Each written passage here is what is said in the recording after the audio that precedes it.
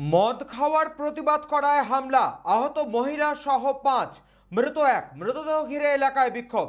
বকুলতলা থানার বুইচবাটি গ্রামে রবিবার রাত্রে বাড়ির পাশে মদ্যপ কয়েকজন যুবক গালিগালাজ করার প্রতিবাদ করা হামলা ও এলাকায় বোমা মারার অভিযোগ। পাশের পাড়ার কিছু যুবক মারধর করে ইউসুফ খান সহ কয়েকজনকে। সোমবার সকালে আবার মোহাম্মদ কুতুবুদ্দিন সহ তার দলবল হামলা চালায়। ঘটনায় ৩ জন গুরুতর আহত হয়। তাদের মধ্যে আশঙ্কাজনক সায়েম খানের অবস্থা। তাকে প্রথমে নিমপিট গ্রামীণ হাসপাতালে নিয়ে গেলে অবস্থার অবনতি হলে তাকে বারুইপুর মহকুমা হাসপাতালে নিয়ে যাওয়া হয়। ঘটনায় ইউসুফ খান, সুফিয়া খান, সায়েম খান আহত হয়। গতকাল রাত্রে হামলায় 2 জন আহত। গন্ডগোলের জেরে মোট 5 জন আহত হয়। আহত সায়েম খান কলকাতায় নিয়ে যাওয়ার পথেই তার মৃত্যু হয়। মৃতদেহ গ্রামে এনে বিক্ষোভ শুরু হয়েছে।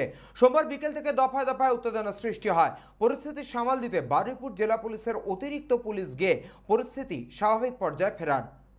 দক্ষিণ 24 পরগনা থেকে বাবলু প্রামাণিকের রিপোর্ট, চ্যানেল 24/7। আচ্ছা, আমার কটা কচি কচি বাচ্চা আছে, তাদের চিন্তা করা করে না। আমার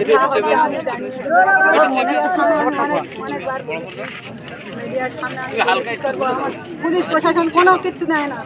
পুলিশ প্রশাসন এসছে, পুলিশ প্রশাসন খালি করে এই জড়ো করছে পুলিশ কোনো পদক্ষেপ